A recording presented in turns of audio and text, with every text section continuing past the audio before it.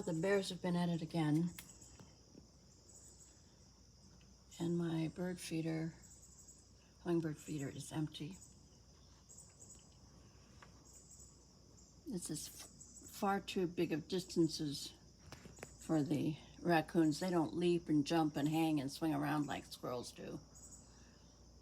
And that juvenile black bear, I'll share the picture with you at some point.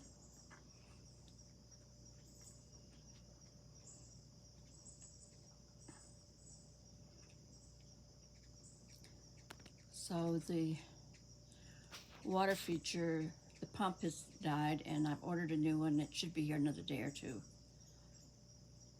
I'm losing some of the moss at the back of the water feature because it's not getting splashed on. Okay, so as an example of a shade garden,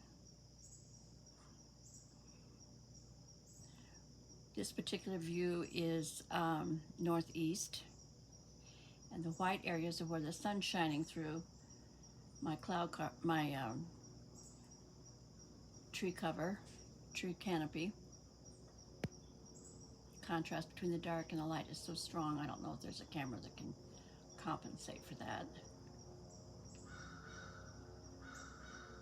Now we're looking directly east, and the sun has to come over the mountain. The mountain's almost 3,000 feet, and I'm 200 or 300 feet down from that.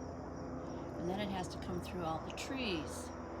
And we have lots of trees right up close to the house, as you can see. So I'm gonna look pretty much, the sun is right up there. You can see how much filtered light we get.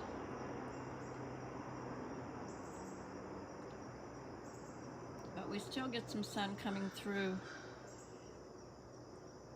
in the morning for maybe a few minutes or an hour or two. There was sun on these impatiens here in front of the veranda for maybe 40 minutes.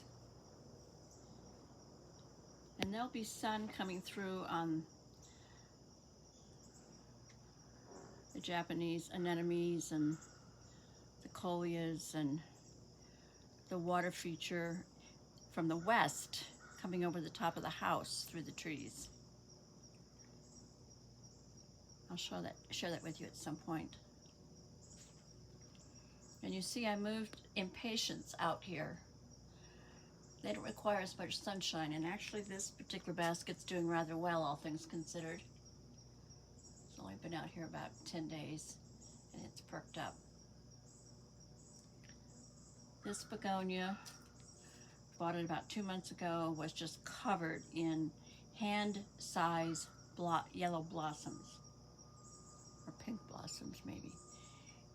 And it was spectacular. And I thought it was a lot like my dragon begonias that I have up under those trees that do well in sun or shade, pretty much, not a whole lot of sun. And these things just wilted down, dropped leaves, dropped stems and flowers, and have not refleshed out. Now I moved one, had been hanging where that impatiens was, out where it might get a couple of hours of sun. And it has perked up, it's got new growth, and I actually have a few red blossoms on it. But as you can see, they're puny. They're probably a quarter of what the original blossoms were. Interesting, huh? Interesting. So this one needed a lot more sun. So I misunderstood what its sun requirements were. But it was spectacular for a few days.